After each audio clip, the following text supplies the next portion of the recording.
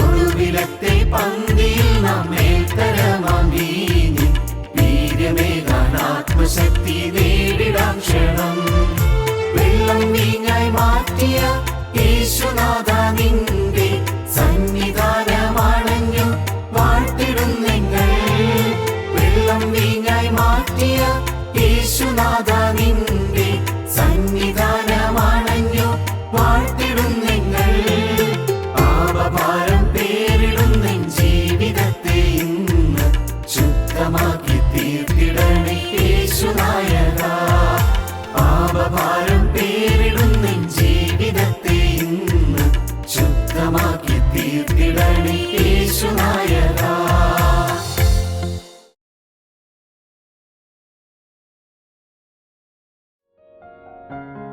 ഞങ്ങളും ക്രൂശിക്കപ്പെട്ട ക്രിസ്തുവിനെ പ്രസംഗിക്കുന്നു.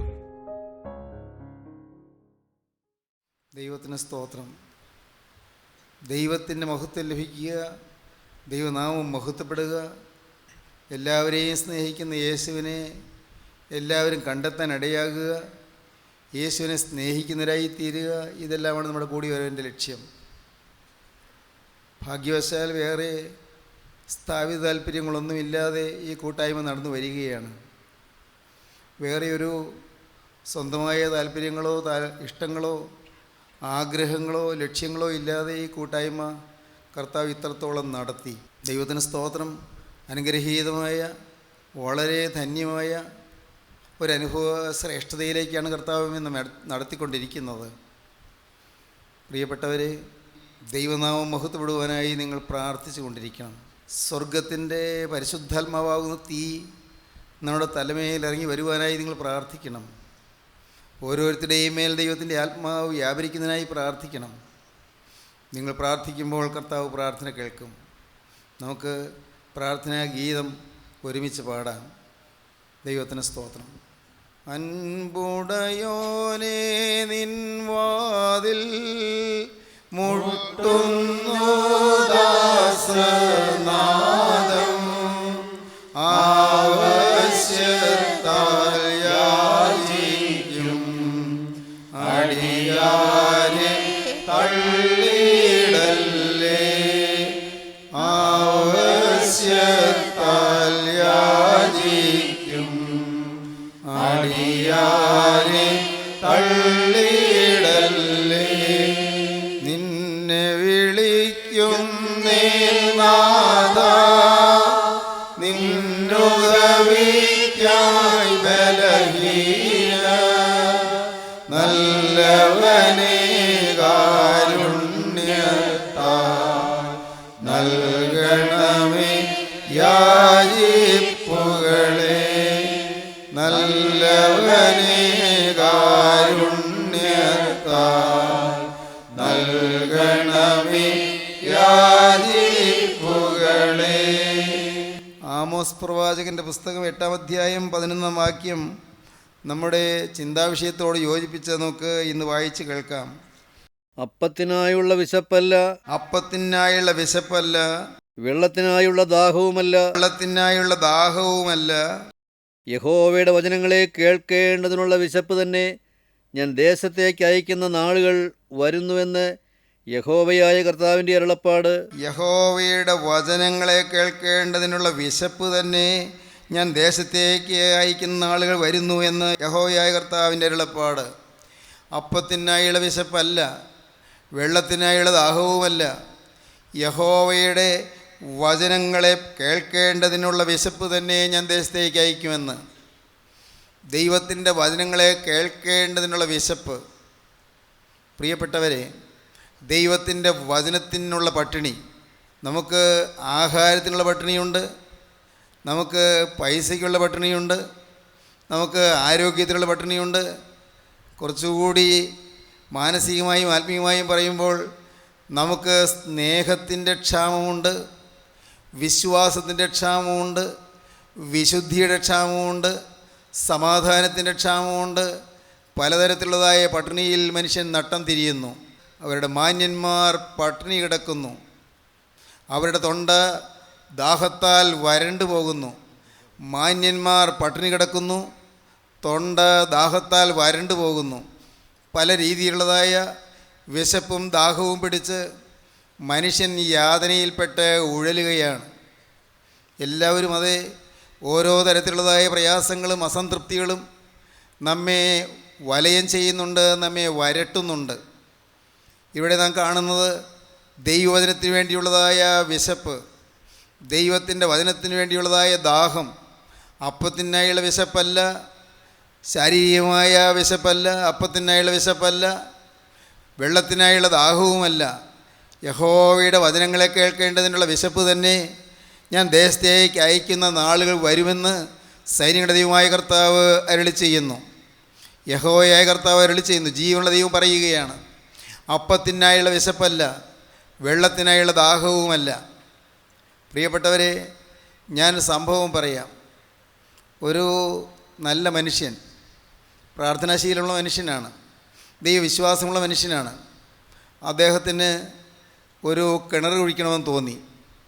വീട് പണിതു, കിണർ കുഴിക്കണം, വെള്ളം വേണം. അദ്ദേഹം കിണർ കുഴിച്ചു, കഷ്ടപ്പെട്ടാണ് കിണർ കുഴിച്ചത്. പക്ഷേ ഇറ്റ് വെള്ളം കിട്ടിയില്ല.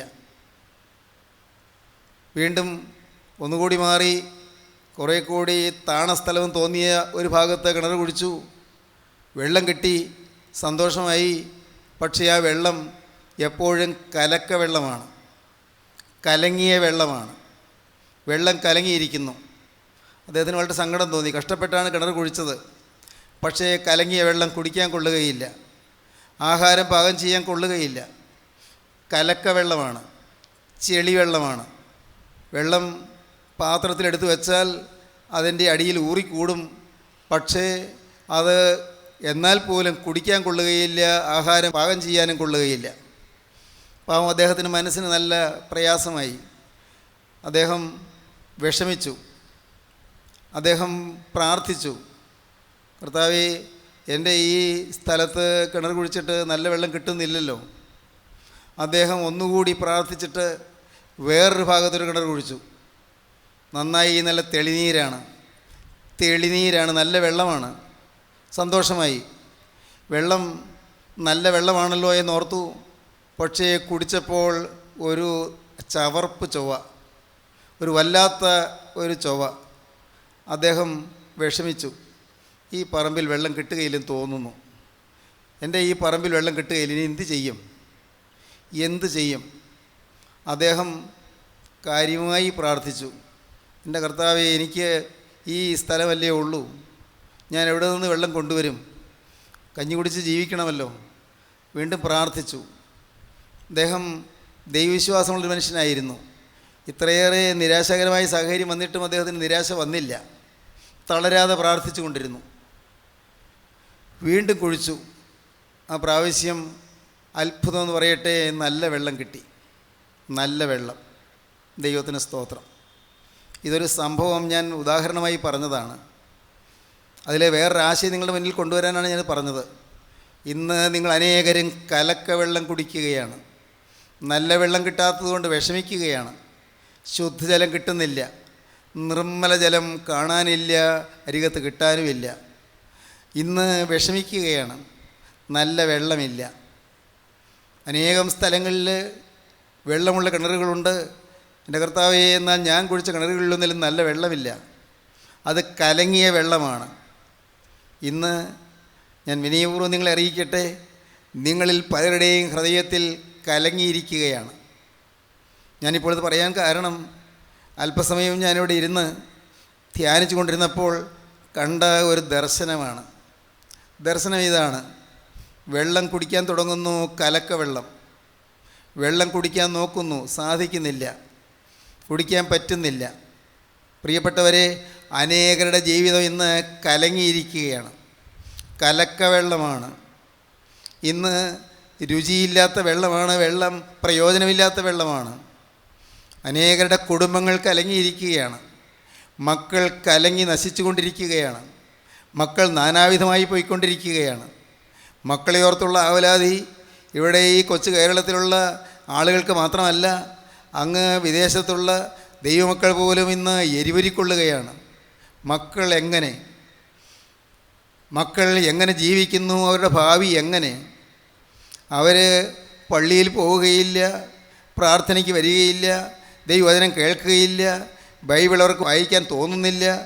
അവർ സയൻസ് പഠിക്കുന്നുണ്ട്, അവർ ആർക്കിയോളജി പഠിക്കുന്നുണ്ട്, അവർ എൻജിനീയറിംഗ് പഠിക്കുന്നുണ്ട്, അവർ മെഡിസിൻ പഠിക്കുന്നുണ്ട്, അവർ ഭൗതികമായ പഠനത്തിൻ്റെ ഉന്നത ശാഖകൾ തേടിയെടുക്കുന്നുണ്ട്.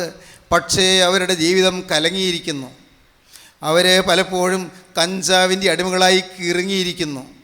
ചിലരെ മയക്കുമരുന്ന് കുത്തിവയ്ക്കാതിരിക്കാൻ സാധ്യമല്ല, എങ്ങനെയും മയക്കുമരുന്ന് കൂടിയേ പറ്റൂ.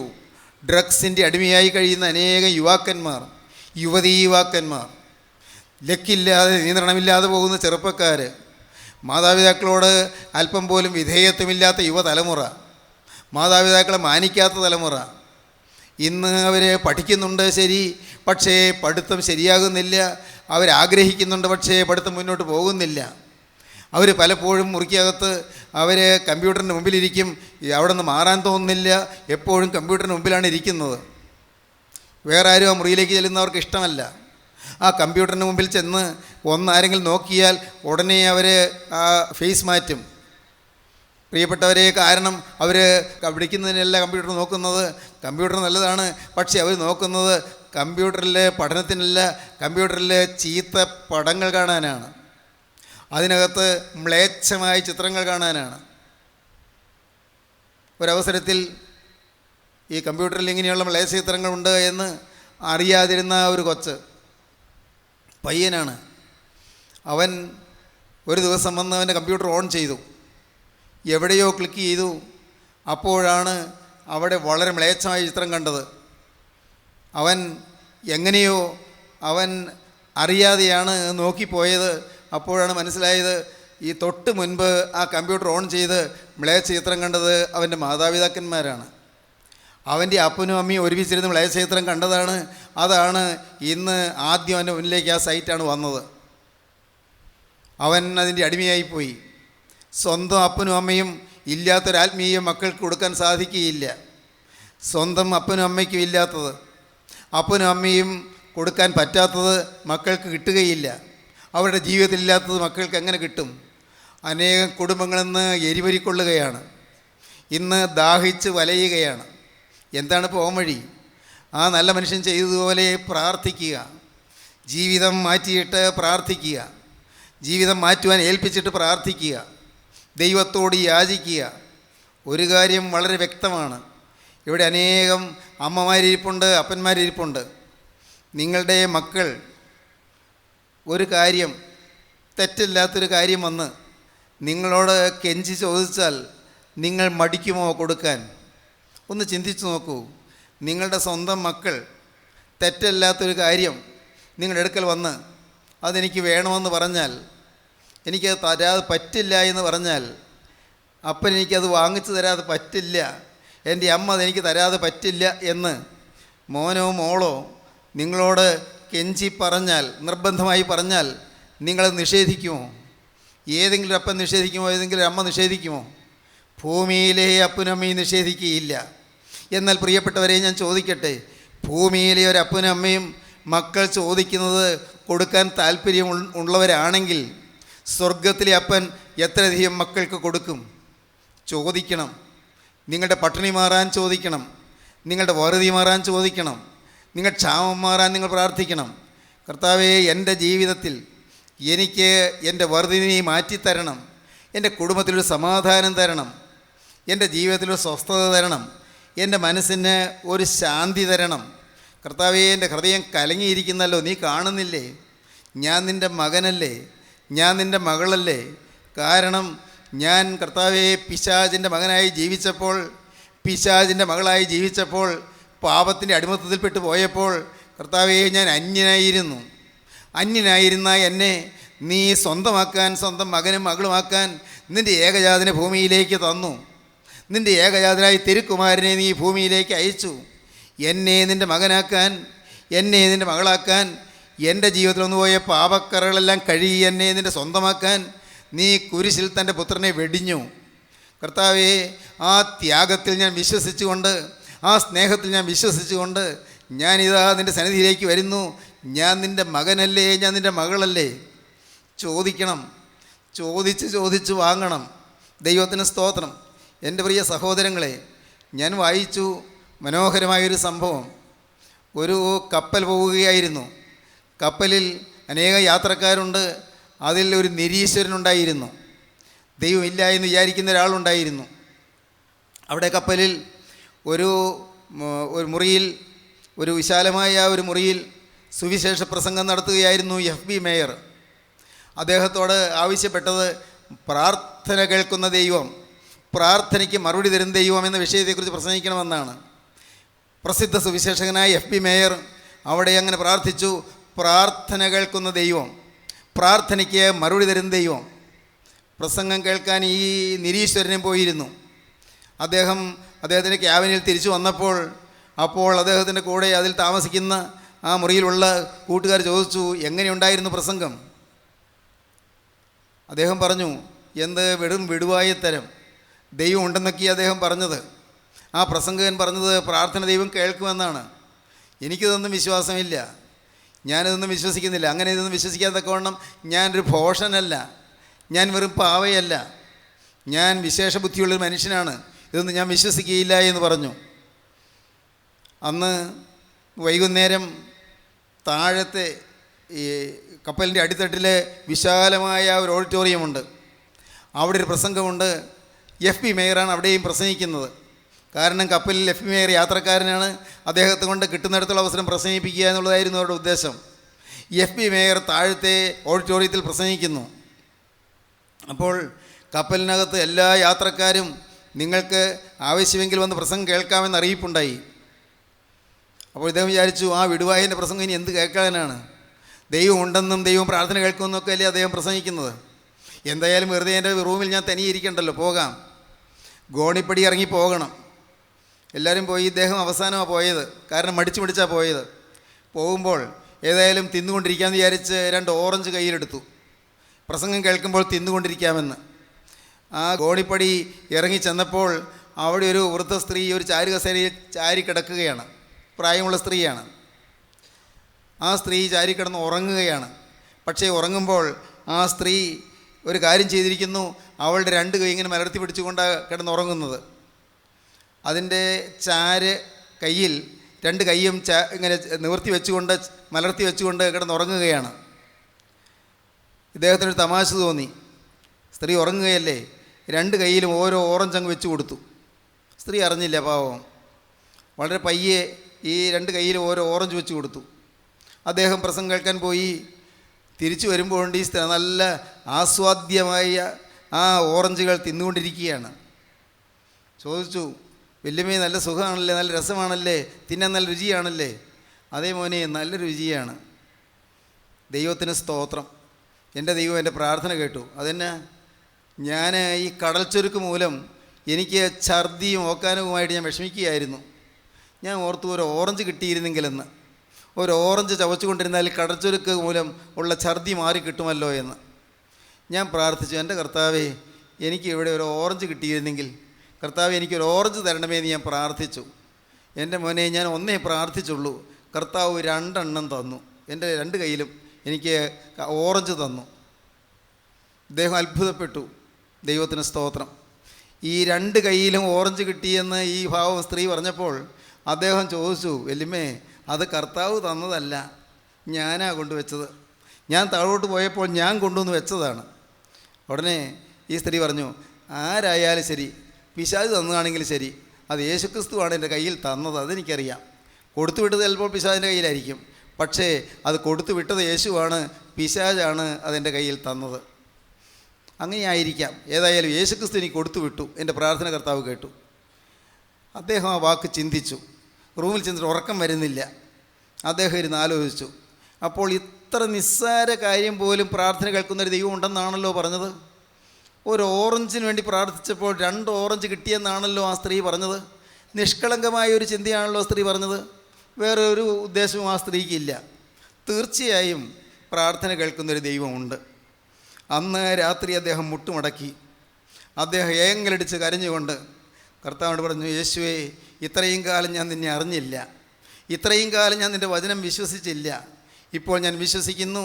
കർത്താവേ, എന്നെ നീ സ്വീകരിക്കണമേ, എൻ്റെ ഹൃദയത്തിലേക്ക് നീ എഴുന്നള്ളി വരണമേ. അദ്ദേഹം അന്ന് ഒരു വിശ്വാസിയായി തീർന്നു. ദൈവത്തിന് സ്തോത്രം. സഹോദരങ്ങളെ, നിങ്ങൾക്ക് പ്രാർത്ഥിക്കാം, ചോദിക്കാം. എത്ര നിസ്സാര കാര്യം പോലും ചോദിച്ചാൽ തരും. എന്നാൽ എത്രയോ വലിയ കാര്യങ്ങൾ കർത്താവ് തരും. നിങ്ങൾക്ക് വിശ്വസിക്കാം. കർത്താവേ, ഇന്ന് നിൻ്റെ തൃക്കരം എൻ്റെ ശിരസിൽ നീ വയ്ക്കണം. കർത്താവേ, നിൻ്റെ പരിശുദ്ധാത്മാവിനെ എൻ്റെ ഹൃദയത്തിലേക്ക് നീ പകരണം. യേശുവേ, എൻ്റെ ദാഹം നീ മാറ്റണം, എൻ്റെ വറുതി നീ തീർക്കണം, എൻ്റെ പട്ടിണി നീ മാറ്റണം, എൻ്റെ ജീവിതത്തിൻ്റെ കലക്കം നീ മാറ്റിത്തരണം. നിങ്ങൾ പ്രാർത്ഥിക്കൂ പ്രിയപ്പെട്ടവരെ. നിങ്ങൾ അലട്ടുന്ന പ്രശ്നങ്ങളില്ലേ? നിങ്ങൾ വലയം ചെയ്യുന്ന ദുരിതങ്ങളില്ലേ? നിങ്ങൾ അഴലാർന്ന് ഉഴലുന്ന ചില പ്രതിസന്ധികളില്ലേ?